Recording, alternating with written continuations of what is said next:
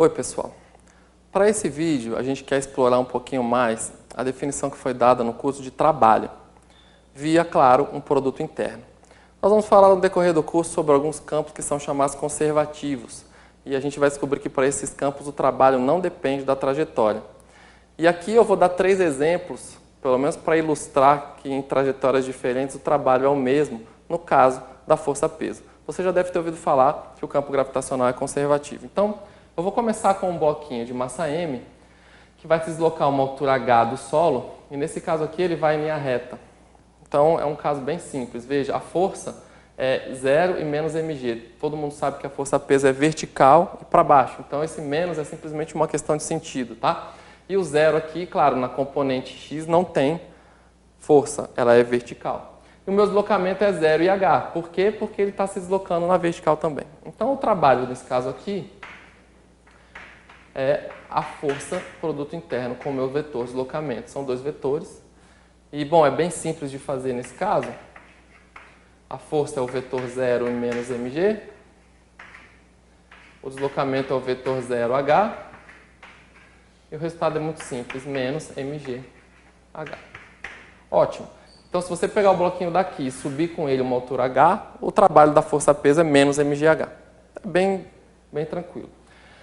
Bom, um outro tipo de trajetória que você já deve ter visto na sua vida é o plano inclinado. Veja que a gente ainda está com uma trajetória reta, mas agora ela está inclinada. E para esse caso, uma força-peso não muda, certo? Você muda a trajetória, mas o peso continua vertical para baixo. Então a força F é 0 menos mg. Esse é o vetor. E agora aqui eu fiz o meu vetor de deslocamento como se eu estivesse subindo aqui, puxando esse bloco. Então ele começa de cá e vem para cá. E aí você vai andar na direção x uma distância igual a a, na direção y uma distância igual a h. Então meu vetor de deslocamento é um a e um h, nas componentes x e y.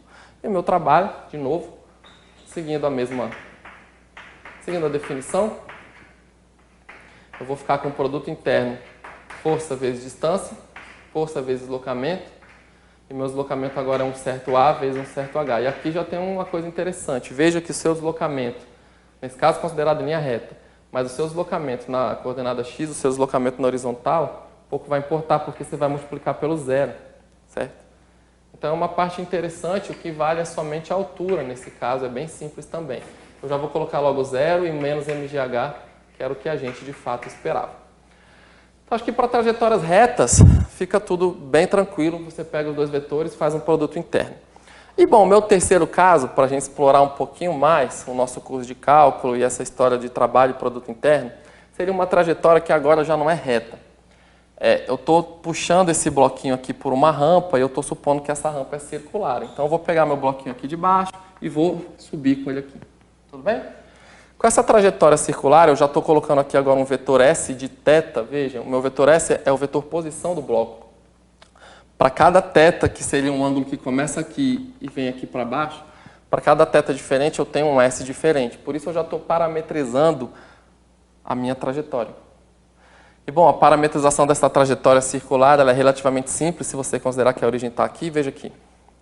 A parametrização da minha trajetória é um S de θ igual a cosseno θ seno θ, para o θ de 0 até π/2.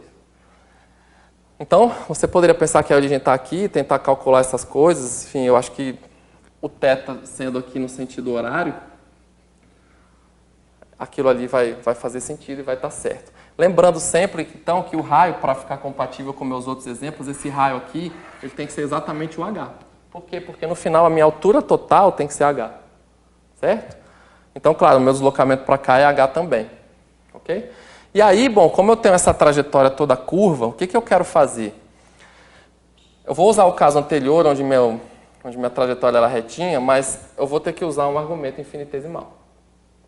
Ou seja, eu vou pegar então um pedacinho de deslocamento, eu vou fazer isso aqui para baixo. Eu vou pegar um pedacinho de um deslocamento, aqui e aqui.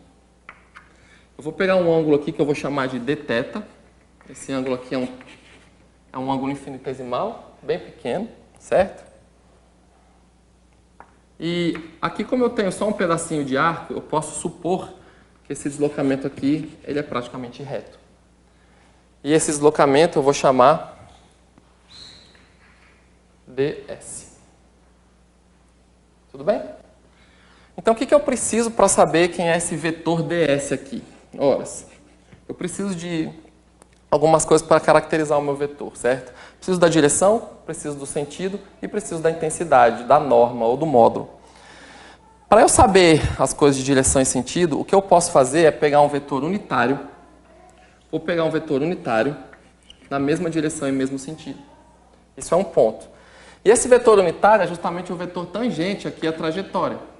E se você se lembra um pouquinho do seu curso de Física 1, esse vetor tangente é justamente o vetor velocidade. Então, quando você tem uma trajetória S, o seu vetor perpendicular aqui, desculpa, está um pouquinho torto, eu vou fazer melhor aqui, é o seu vetor velocidade. Certo? Então, eu tenho que pegar um vetor velocidade aqui unitário, já vai me dar a direção e o sentido. E depois eu tenho que saber o módulo, horas. Para eu saber a norma, o tamanho desse comprimento aqui, basta eu multiplicar o raio pelo ângulo. Então, o tamanho desse comprimento ele é exatamente h, que é o raio, vezes o meu dθ. Esse é o tamanho. E eu vou colocar que isso daqui vai ser multiplicado, no caso, por um vetor v, que é o vetor velocidade. Esse vetor aqui que eu já fiz para você, que é o v de θ. Então, nesse caso, o meu ds, ele vai ser exatamente o meu h, o meu vetor v de θ, vezes o dθ. O que eu fiz? Intensidade vezes um vetor unitário. Tá claro? A intensidade é um pedacinho infinitesimal. Para eu terminar, nesse caso, veja que a força é a mesma, eu tenho espaço, eu tenho isso. Para eu achar o vetor velocidade, eu tenho que derivar o espaço. Então, é o que eu vou passar a fazer. O meu vetor velocidade de θ é exatamente d dθ do s de θ.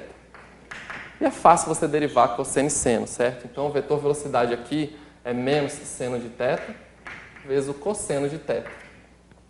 Ótimo. Nesse caso, o meu trabalho, eu vou ter um pedacinho de trabalho naquele pequeno deslocamento infinitesimal, o meu trabalho dW é um trabalho infinitesimal também, ele vai ser exatamente o produto interno entre a força e o meu ds. Força vezes um deslocamento infinitesimal vai me dar um trabalho infinitesimal. E nesse caso, o meu dW é a força, no caso a força-peso, e o meu ds é exatamente aquilo, ou seja, é meu h vezes um v de θ vezes o dθ. E você sabe propriedade de produto interno, como o h e dθ são escalares, são números reais, não são vetores, você pode tirar, de tal forma que você vai ficar com produto interno de força pela velocidade vezes o h vezes o dθ. Esse é o dW, esse é um pouquinho de trabalho. Eu vou calcular logo esse produto interno, rapidamente, é 0 menos mgh, aliás, desculpa, menos mg, vezes o vetor velocidade, que é menos seno vezes cosseno de θ, h dθ. Acompanha aqui e vê se está tudo certo até agora. Acompanhando as contas, eu estou montando bem devagarinho, tá? De fato, então, esse produto interno, novamente, a primeira coordenada vai zerar e a segunda vai ficar, então, menos mg vezes cosseno vezes h dθ. E eu vou colocar menos mgh cosseno θ dθ, porque vai ficar uma forma mais elegante de escrever, então só passei o h aqui para o meio. E agora, para você saber o trabalho, horas. O trabalho todo é a integral no seu intervalo, que é de 0 até π sobre 2, do dw. Você integra o dw, cada elemento infinitesimal, se você integrar na trajetória toda, você tem o trabalho total. Que é a integral de 0 até π sobre 2, eu já vou fazer logo assim, menos mgh, integral de 0 até π sobre 2, de cosseno θ dθ. Certo? Então, se o meu dw é isso aqui, eu tenho que integrar isso de 0 até π sobre 2. E é claro que o mgh são constantes com respeito a θ, eu já tirei da integral. Resta, então, você calcular essa integral aqui. Essa integral é famosa e é bem simples. Isso aí já foi visto certamente num curso inicial de cálculo. E todo mundo sabe que essa integral de cosseno de 0 até π sobre 2 dá 1.